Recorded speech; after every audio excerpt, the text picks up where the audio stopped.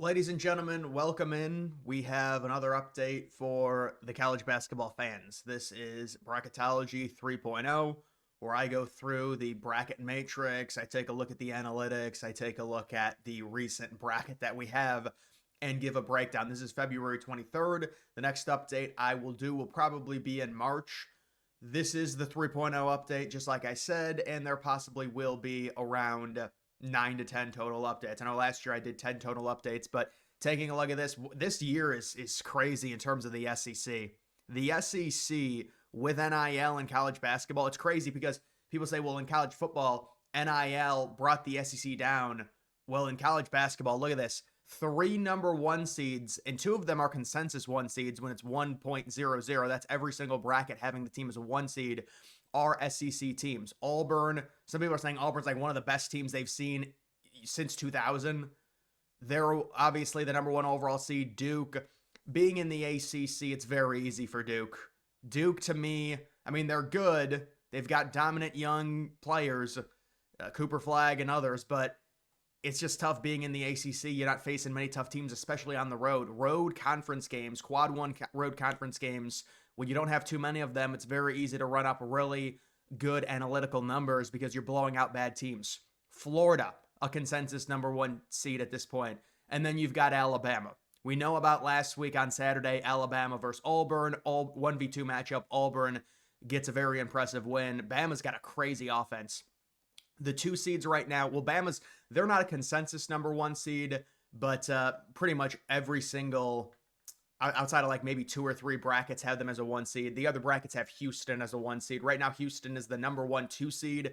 They're all, I mean, what have they been, a one seed like the past 4 years? Houston has. They're always really good, especially on defense. Tennessee, another, SEC team. How about Wisconsin? Wisconsin, not the most dominant team analytically, but they've had a great run in Big Ten play. And some of that, by the way, with what's going on, some teams are catching a really bad sickness. Like the flu season this year has been really bad.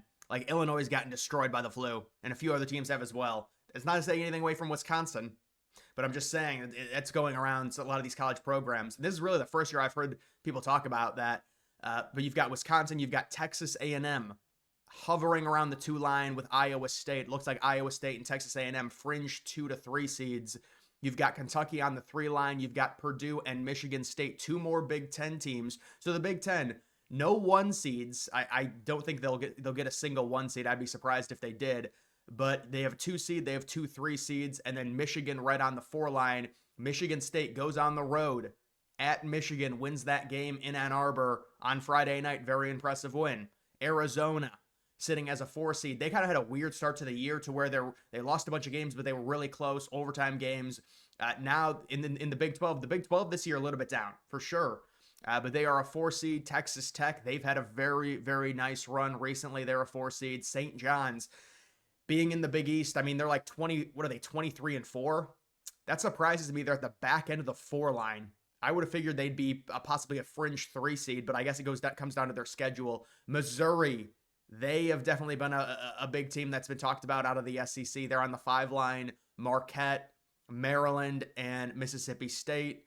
You've got Ole Miss on the 6 line having a good year in basketball. That's rare for Ole Miss. Kansas all the way down at a 6th seed this year. Clemson. I think Clemson's taking advantage of a really down ACC. UCLA. Solid defensive team. Just beat Ohio State yesterday. They're on the 6th line.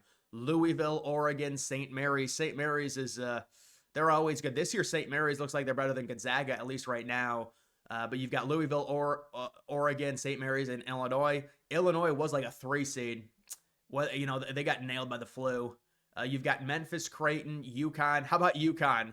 People are saying UConn's going to miss the tournament. We'll see. Right now, they're possibly in an 8v9 game, and then Gonzaga in an 8v9 game. Utah State's been playing really good recently.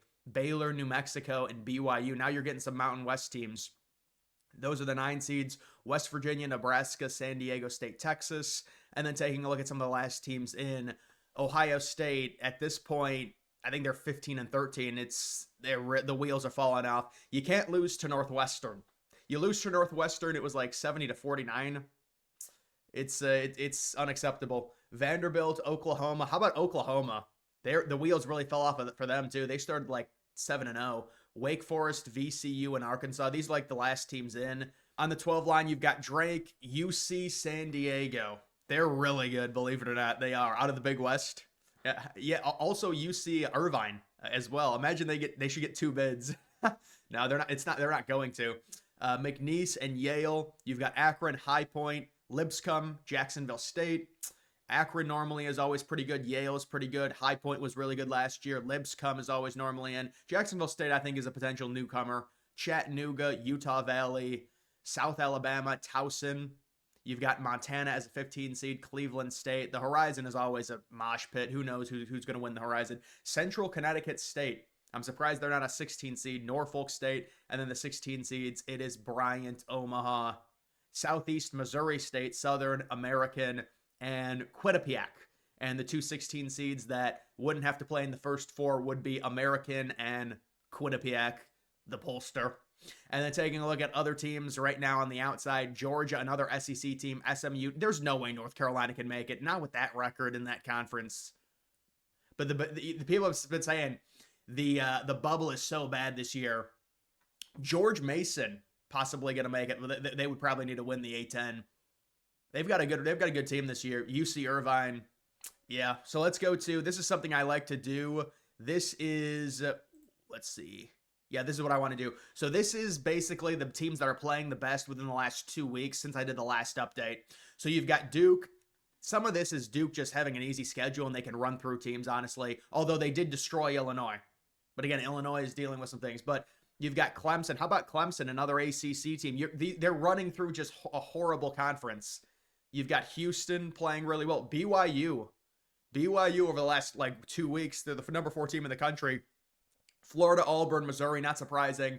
Wisconsin, Utah State coming on strong. Louisville, UC San Diego. What is this? This team is blowing everyone out. This is impressive. They just beat Hawaii 83-44. Look at this. They're 30-point favorites over Fullerton. Yeah, I mean, this might be a team that they're going to be a 12 seed. They're probably going to beat a 5 seed, I would say. Yeah, they'll probably beat a 5 seed. Maryland, Kentucky, Iowa State, Santa Clara playing well. I mean, this is only a 3-game sample. All right, it's only a 3-game sample. Let's take a look at the actual fully year update on the analytics. You've got Houston sitting at number 1 right now. Yeah, I mean, my cat is making some noise. You've got Houston. I mean, it's pretty crazy considering they're a 2 seed, but they're a fringe. I mean, they might be a 1 seed. Look at their defense. This team is just so complete. Number 5 best offensive efficiency, number 1 defense. Duke is at number 2, number 4.